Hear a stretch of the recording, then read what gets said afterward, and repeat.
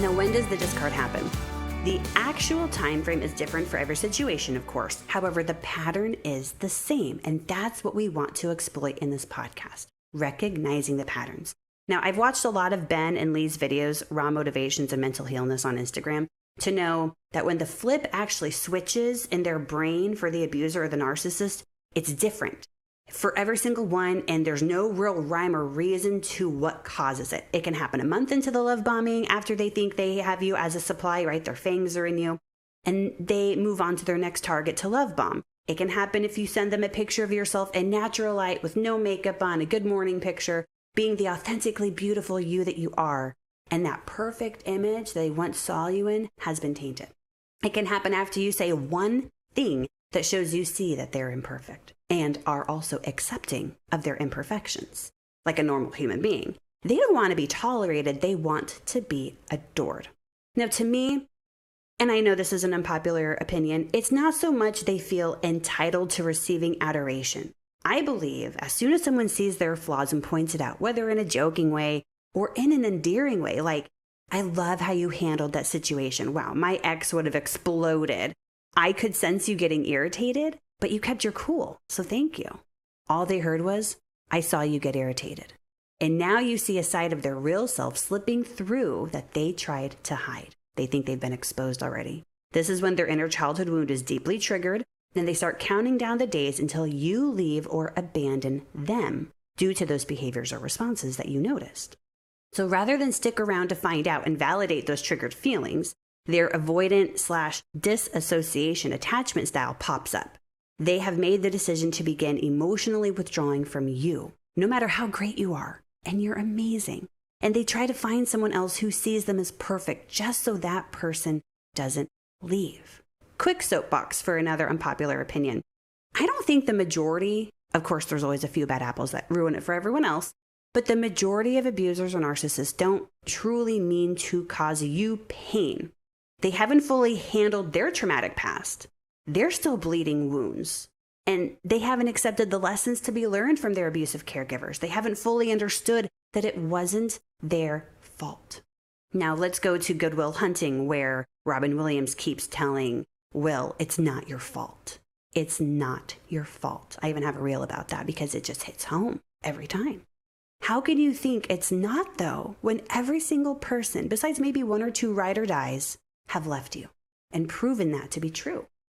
This is why the discard hurts us so badly as survivors, because we want to show them that we are also the ride or die type. We want to prove our loyalty, our commitment, our unconditional love, and think if we just loved them enough, if they just could see 20 years into the future that we'll still be here, then they would treat us differently today instead of projecting their pain onto us and placing limited beliefs on our character. I also feel they don't feel deserving of what we have to offer. They want it. In fact, they crave it. That's why they chose us. They want someone who will put up with their shit. Now, I use this phrase because one of my exes asked my dad what his secret to a long marriage with my mom was. And they're going on 49 years now at this point.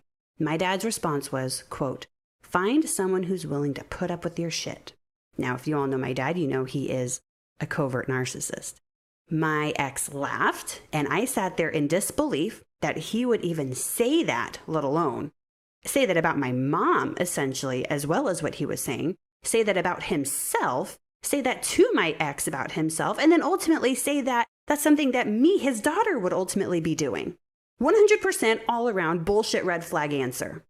Now, this is where we as survivors need to remember that while we can, we are capable, we have the capacity, do you hear me, to love these individuals. We do not have to. And we weren't meant to accept breadcrumbs of love, attention, or affection. Now, if they're willing to attend therapy to work on themselves for 10 plus years, us included, I don't ever want to say that they only need to be the ones to work on themselves, because we are a team. We're a unit. They have traumatic histories. We probably do too. We're still healing. They're still healing. We need to learn how to love them through their healing. They need to learn to love us through our healing. It should be this reciprocity of effort, of love, and time and attention towards the other person to build together to have a better life. Because we are a team, we would be more willing and tolerant to have a lasting relationship with them as they unlearn abusive behaviors and learn to truly love themselves the way we love them, see themselves the way that we see them. However, that's not normally the case. And the self-aware narcissist on Instagram can attest to that, as to eliminate that dangling carrot of hope that your abuser or narcissist will be any different. Actions speak louder than words every single time.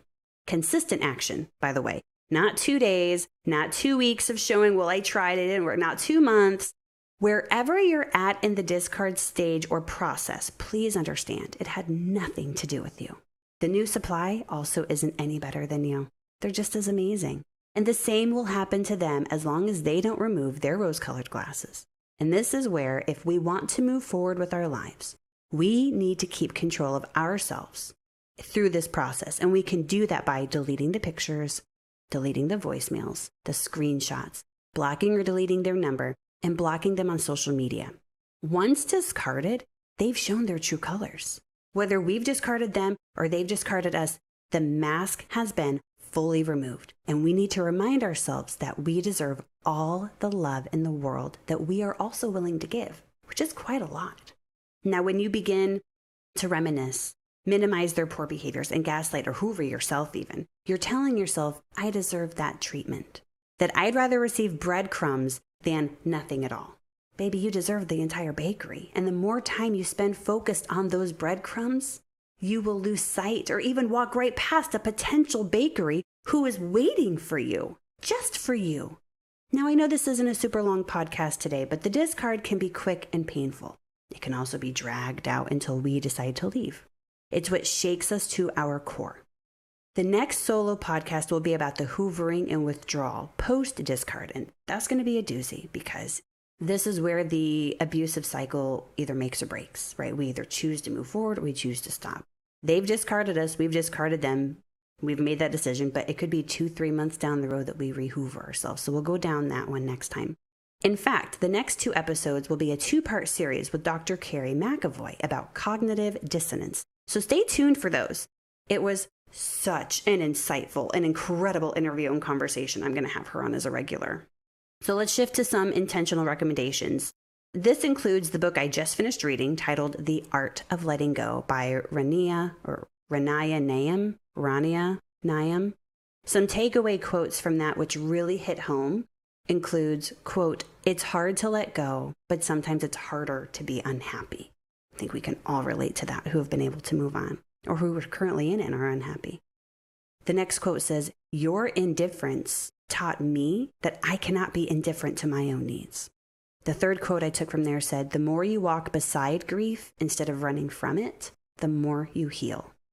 And lastly, the last quote I got from this book, which it's kind of long, so bear with me, but I really loved it. It said, even if it wasn't your fault, it's your problem. And you get to choose what you do in the aftermath. You have every right to rage and rant and hate every iota of someone's being, but you also have the right to choose to be at peace. To thank them is to forgive them. And to forgive them is to choose to realize that the other side of resentment is wisdom. To find wisdom in pain is to realize that the people who become supernovas are the ones who acknowledge their pain and then channel it into something better. Now, the last chapter of that book, they provide about 20 quotes just from random people. I mean, like Taylor Swift, all the people are on there. And there were 3 quotes that really stuck with me the most. The first one by L.J. Venier said, let go of the attachment, keep the lesson. One by Suzanne Colasanti says, she's not going to let go until she sees for herself there's nothing left to hold on to.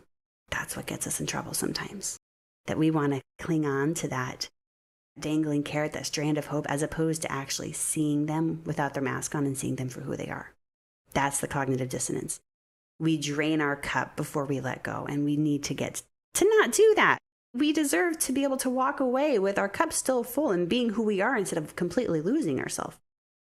The last quote that I liked from that book was by Daphne Rose Kingma, and it says, holding on is believing that there's only a past.